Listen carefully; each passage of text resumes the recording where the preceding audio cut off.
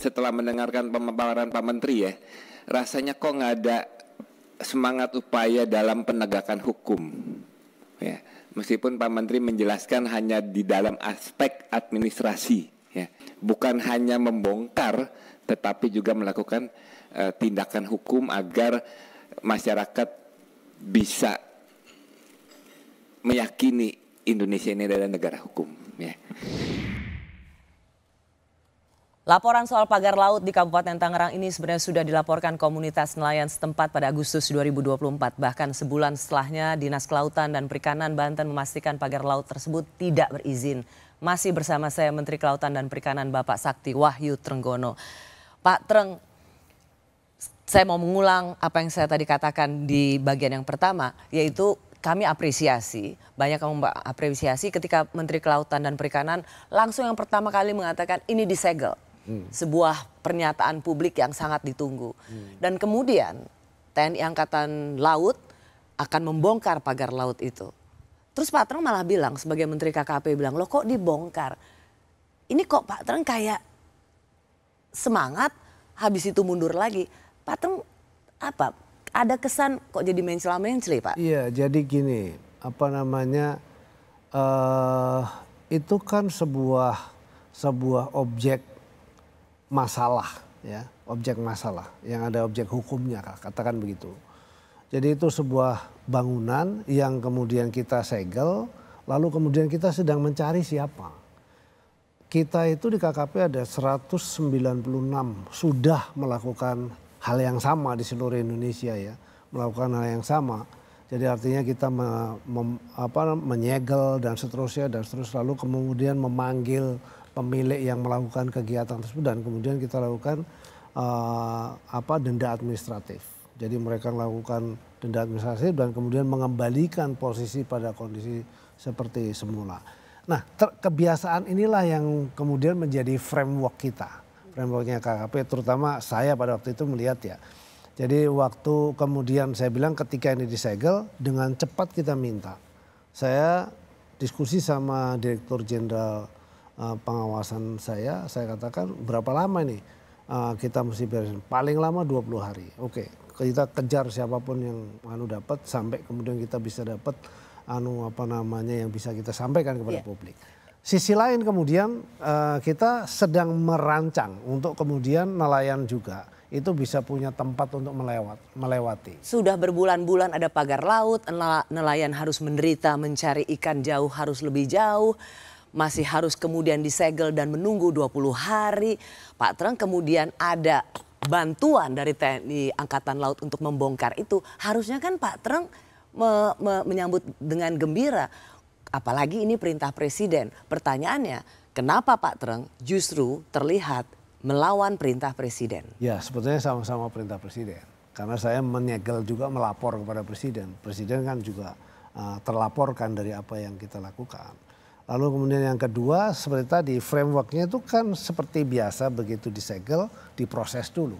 Berarti inilah penyakitnya kita bahwa atau pejabat bahwa mengerjakan segala sesuatu business as usual. Padahal ada satu skandal 30 km pagar laut yang secara misterius terbangun di situ dan cuman inilah framework kami.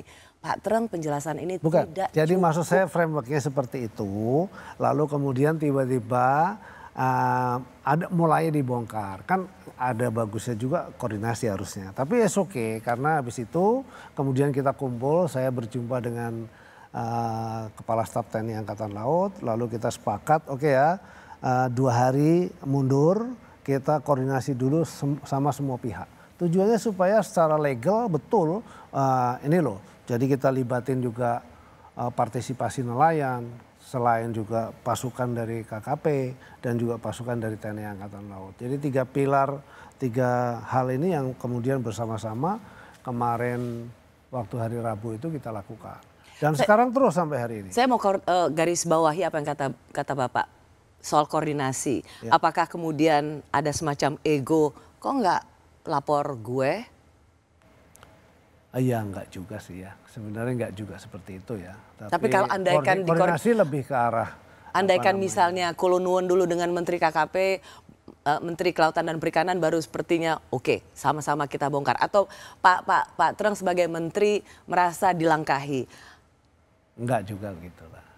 Ya kalau ini mispersepsi sajalah kalau menurut saya. Tapi misinya jelas bahwa kita kepentingannya untuk membela rakyat. Itu udah pasti confirm itu. Jadi kalau mispersepsi itu adalah kami melihatnya bahwa ini adalah bukti hukum yang harus jangan diganggu dulu nih, sekian nih.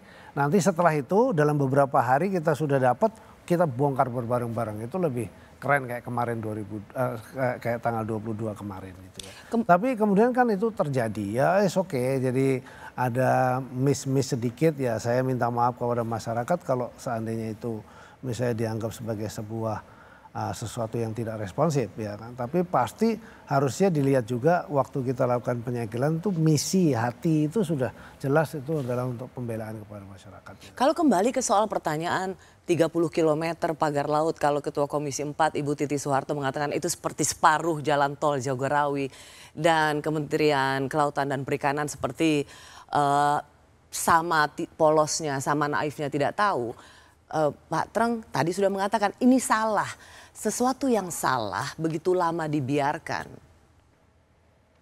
Kekuatan besar apa sebenarnya yang sedang dihadapi sehingga seperti ada kegamangan untuk membongkar pagar laut ini? Saya sebenarnya tidak merasa ada kekuatan besar ya. Kekuatan besar yang menekan itu enggak ada sih.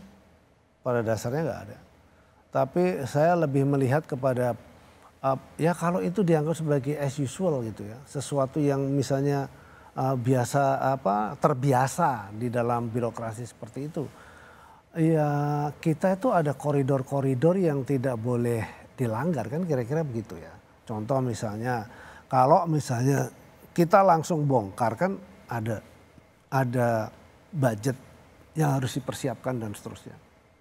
Dalam pemerintahan kan tidak bisa berbeda kayak perusahaan kan. Kalau dalam pemerintahan kan tidak bisa langsung apa yang ada langsung kemudian kita bisa lakukan, itu kan harus di planning dan seterusnya. Itu fakta lah gitu ya. Saya karena biaya operasional maka dengan tidak mudah juga untuk membongkar. Tidak mudah karena memang kan tidak ada pembiayaannya itu.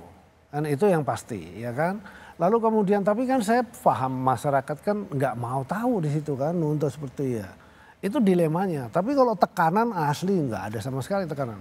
Dan saya terus terang setelah ini nanti bersih dan sebagainya kita menyiapkan satu tim mengumpulkan seberapa besar, seberapa banyak itu nelayan.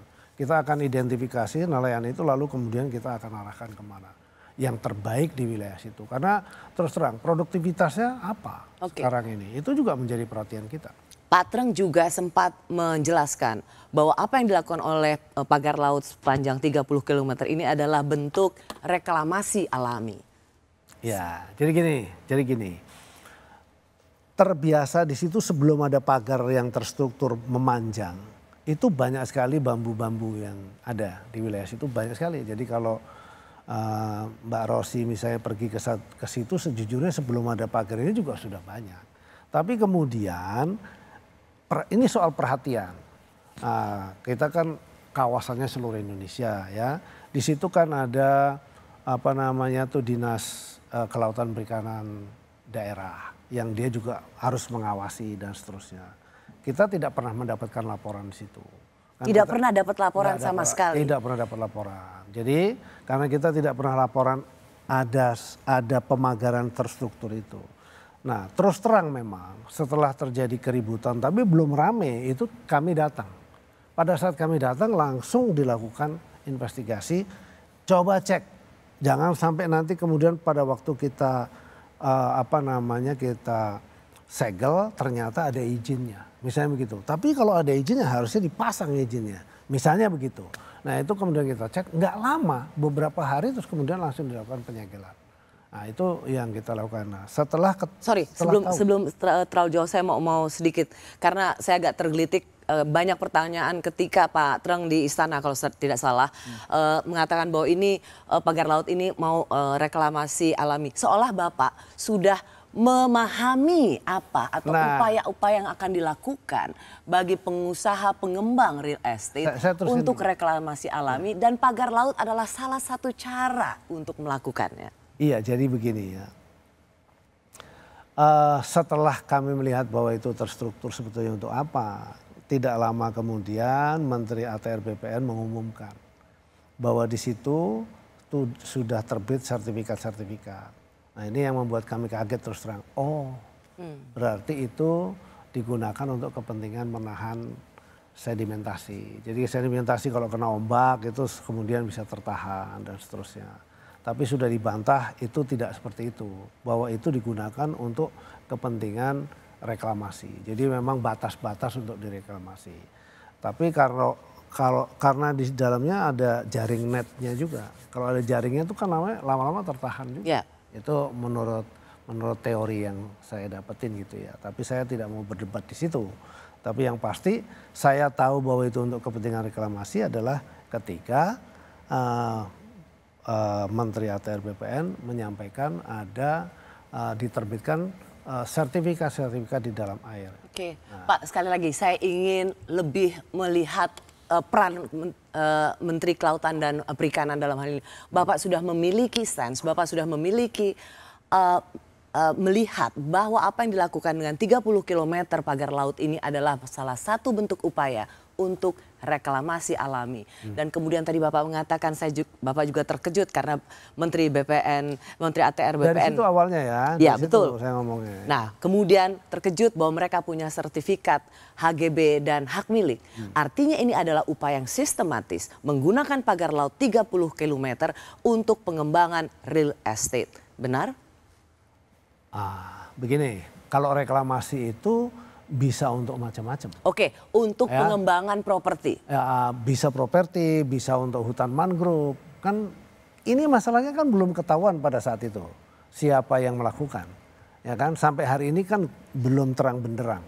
Mudah-mudahan dengan wawancara ini dan seterusnya kemudian kita sudah bisa dapat juga karena di kantor kan terus melakukan pemeriksaan-pemeriksaannya.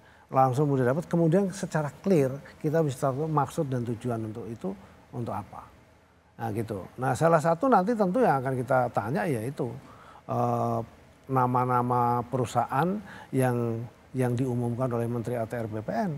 Nah, Bapak termasuk terkejut juga? Tadi saya sempat iya mendengar dong, karena bahwa undang-undangnya jelas yang namanya laut nggak boleh disertifikat. Dan seorang Menteri KKP tidak tahu apapun bahwa 30 km pagar laut itu ternyata dimiliki oleh dua perusahaan, sebagian dari situ dimiliki oleh dua perusahaan. Saya tidak tahu, itu belum terbukti loh. Oke, kalau begitu saya ulang pertanyaannya, Bapak kaget karena ternyata 30 km pagar laut itu memiliki hak guna bangunan dan hak milik. Jadi gini, ada 30 km pagar laut di situ yang dipagar dari bambu itu, terstruktur pagarnya di situ. Lalu kemudian di sekitar situ itu ada HGB, ya hak guna bangunan atau sertifikat lah apapun namanya yang ada di dalam laut yang terendam dengan air itu. Saya kaget, kenapa saya kaget? Karena tidak boleh ada sertifikat di dalam laut, itu nggak bisa gitu. Undang-undangnya kan begitu mengatakan. Jadi kalau sampai itu ada, wah baru pikiran saya kepikir, oh ini tujuannya untuk ke sana. Itu saya lalu kemudian, tujuannya untuk ke sana kemana? Ya lalu saya sampaikan, oh kalau gitu ini bisa jadi untuk kepentingan reklamasi secara natural. Saya katakan begitu. Nah, terhadap yang dikasihkan sertifikat itu. Kan begitu. Tapi saya tidak bisa menunjuk langsung kan nggak boleh. Nanti saya ditunjuk, saya dituntut lagi. Kan kira-kira kenapa begitu. Takut? Ya kalau salah ntar gimana? Kalau salah ternyata dia enggak kan bisa jadi dia enggak. Kan Bapak punya perangkat semua. Bapak sudah melihat, Bapak memiliki perangkat untuk mengetahui semuanya. Kementerian Menteri ATR BPN juga sudah memberikan indikasi yang. Iya kita sekarang kerjasama dengan ATR BPN. Jadi sudah rapat dengan menterinya, sudah ketemu sama menterinya, mereka melakukan investigasi. Kita tunggu aja hasil dari investigasinya si ATR BPN juga. Tapi sisi lain kami tetap mencari siapa yang melakukan pemagaran itu. Nah, mudah-mudahan dalam waktu dekat bisa ketemu nih. Kalau kita bisa ketemu gini kan jadi bagus. Tapi bahwa kemudian koordinasinya dengan dengan kementerian lembaga yang terkait kita lakukan.